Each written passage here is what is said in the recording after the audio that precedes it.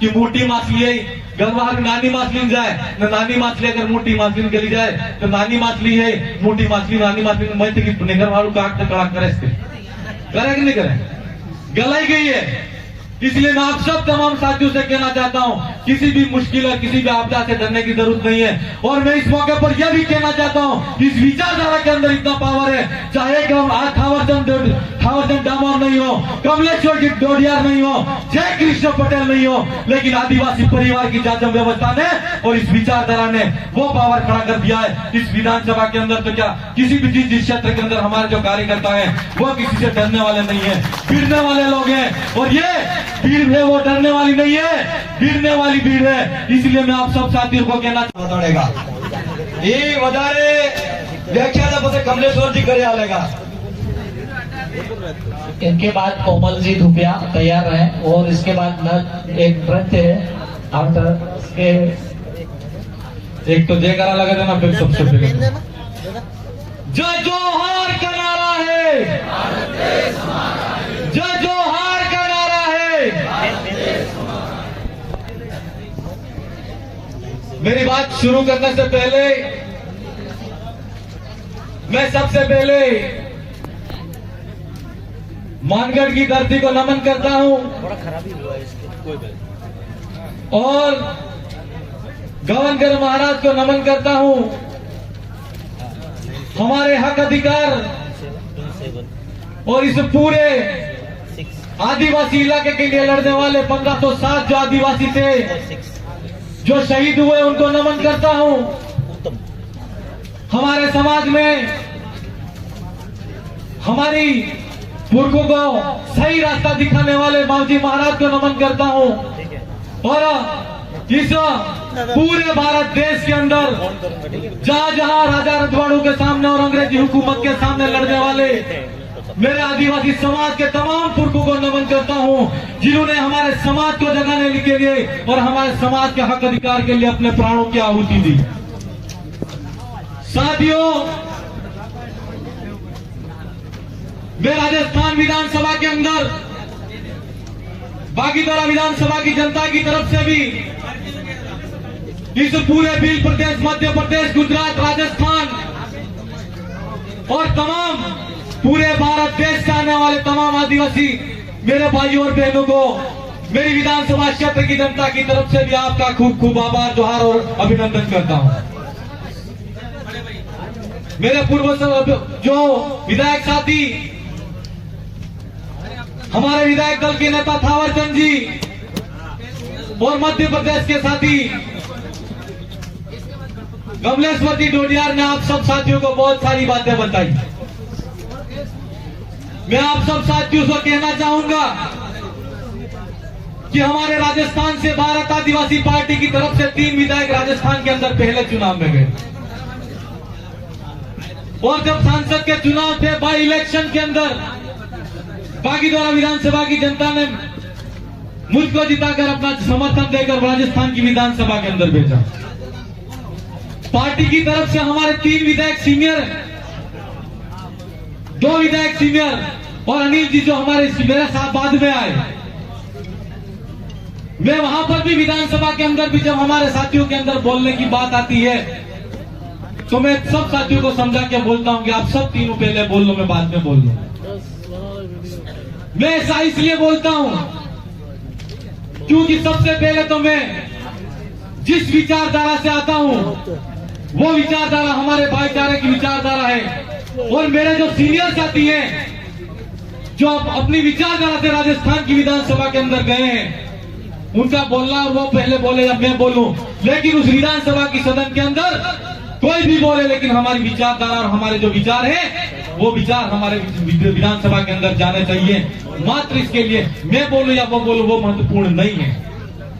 लगभग मैं इस मंच का अंतिम वक्ता हूं और विधानसभा के बाद में विधायक बाकी हूं, विधायक लास्ट हूं, बाकी सामाजिक कार्यकर्ता बाकी हैं। मैं सभी साथियों से कहना चाहूंगा कि दादा भंवरलाल ने आपको बहुत सारी बातें बताई, कई विधायक साथियों ने आपको बहुत सारी बातें बताई और आज इस भील प्रदेश की लड़ाई में मध्य प्रदेश, गुजरात और राजस्थान तीनों राज्य और सौराष्ट्र को मिलाकर एक अलग राज्य बनाने की मांग की जो लड़ाई है वो दिलीप सिंह जी भूरिया ने पहले की, सोमाबाई डामोर ने की, और यहाँ पर जो मानगढ़ धाम जो हमारा शहादत का जो स्थल है उस जमीन पर गोविंद गुरु महाराज ने भी इस लड़ाई को शुरू किया था।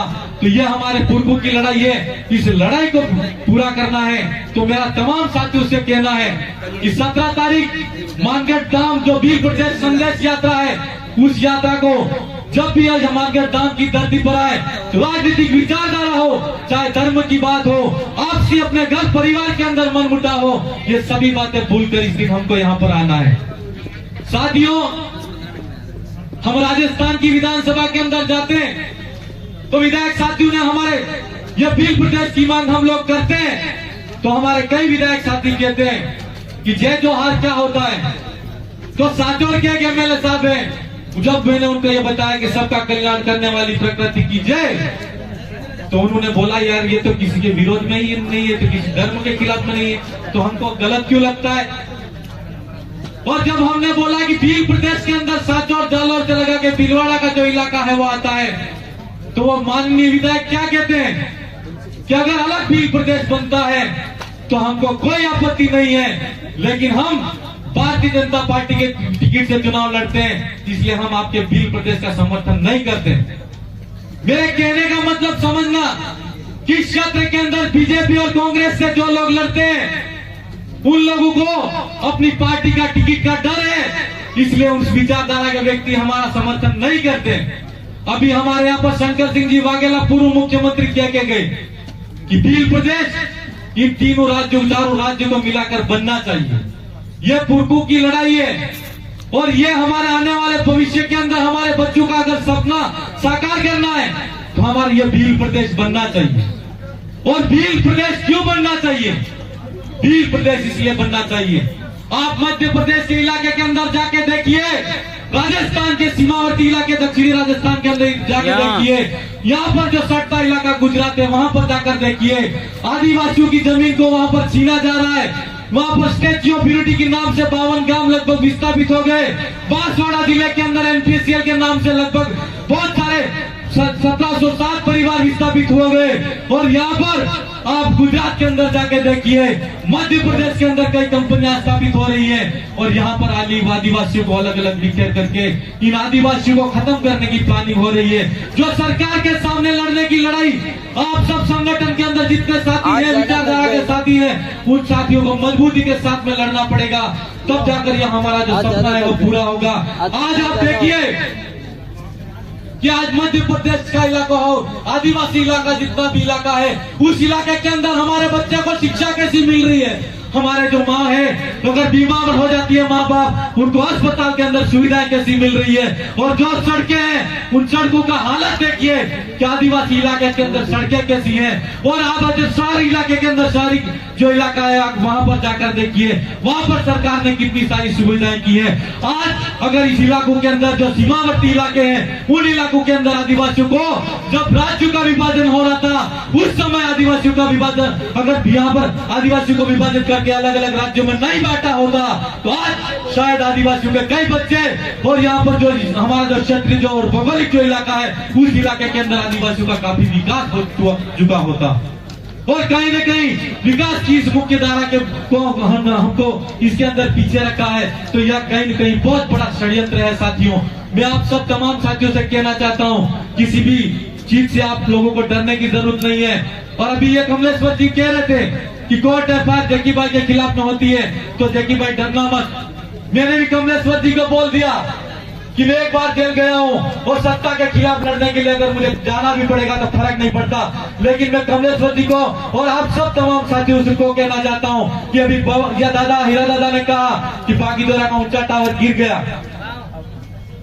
टावर गिराने वाले मेरे तमाम बागीदोरा विधानसभा की जनता है।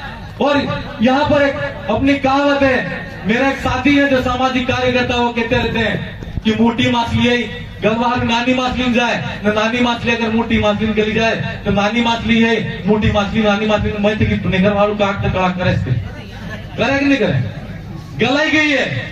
इसलिए मैं आप सब तमाम साथियों से कहना चाहता हूँ किसी भी मुश्किल और किसी भी आपदा से डरने की जरूरत नहीं है। और मैं इस मौके पर यह भी कहना चाहता हूँ, इस विचारधारा के अंदर इतना पावर है, चाहे थावरचंद डामोर नहीं हो, कमलेश्वर जी डोडियार नहीं हो, जय कृष्ण पटेल नहीं हो, लेकिन आदिवासी परिवार की जाजम व्यवस्था ने और इस विचारधारा ने वो पावर खड़ा कर दिया है इस विधानसभा के अंदर। तो क्या किसी भी जिस क्षेत्र के अंदर हमारे जो कार्यकर्ता हैं वो किसी से डरने वाले नहीं है, भिड़ने वाले लोग हैं। और ये भीड़ है वो डरने वाली नहीं है, भिड़ने वाली भीड़ है। इसलिए मैं आप सब साथियों को कहना चाहूंगा, यहाँ से चिट्ठी आ गई है, वहां पर भी मेरे लास्ट अंतिम में बोलने का मौका मिलता है और कम से कम मैं 3 से 4 मिनट ही बोलता हूँ। और हमारे काफी यानी विधानसभा ना मैं विधायक होने के नाते सभी साथी यहाँ पर जो पावड़ा विलाई पेड़ बोलवा दूंगे, पर साथियों ने सोचा कि मंच से पांडाल खाली हो जाए, इसलिए मेरे साथ को बुलवा देता हूँ।